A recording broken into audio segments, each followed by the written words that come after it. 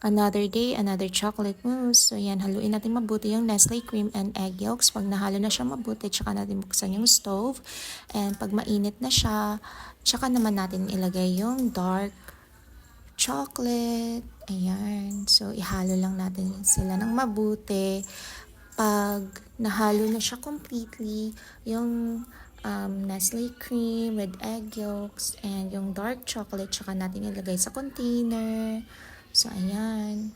So, galing na yan sa chiller for overnight. And lagyan na natin siya ng cocoa. Yan. And linisan natin yung gilid para naman presentable siya tignan. Lagyan natin siya ng sticker. And yung sticker na lalagyanan ng name ng pagbibigyan mo. So, ayan. That's the finished product. Okay, bye.